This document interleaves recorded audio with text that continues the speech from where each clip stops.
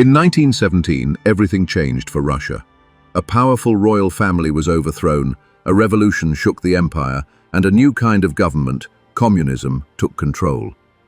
This is the story of how the Romanovs fell and the Russian Revolution began. For over 300 years, the Romanov family ruled Russia. Their empire stretched across a huge land, but most people were poor, hungry, and had no rights.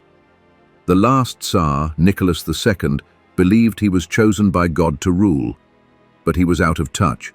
He didn't understand how angry the people had become. Things got worse when World War I started in 1914. Russia joined the war, but it was not ready. Soldiers didn't have enough weapons, millions died. At home, people didn't have enough food or fuel. Prices went up, and factories shut down. Life was hard, and people blamed the Tsar.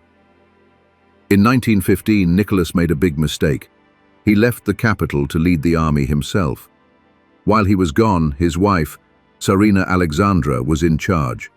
She trusted a strange monk named Rasputin, who many believed was controlling her. People started losing all trust in the royal family. By early 1917, the situation exploded. In the city of Petrograd, today's St. Petersburg, workers protested. They were tired of hunger and war. The army was sent to stop them, but many soldiers joined the protesters instead. In just a few days, the Tsar had lost control. On March 15, 1917, Nicholas gave up the throne. The Romanov dynasty was over. A new government was formed, called the Provisional Government. It promised democracy, but it made one big mistake. It kept Russia in the war.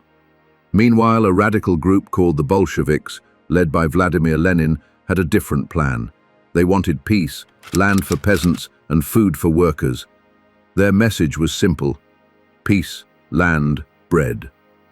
In October 1917, the Bolsheviks took over the government in a revolution. They didn't need a big fight. The new leaders were too weak to stop them. The Bolsheviks now controlled Russia. But the danger wasn't over. A civil war broke out between the Red Army, Bolsheviks, and the White Army, people who wanted the old system back. It was a bloody and violent war.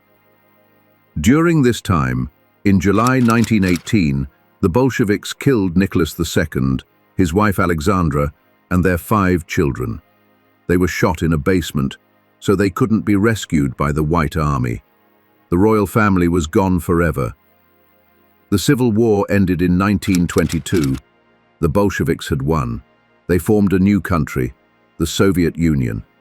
It was the first communist state in history, and it would become one of the most powerful nations in the world. The Russian Revolution didn't just end a monarchy, it changed the course of the 20th century. As one historian said, it wasn't just the end of a chapter, it was the start of a whole new book.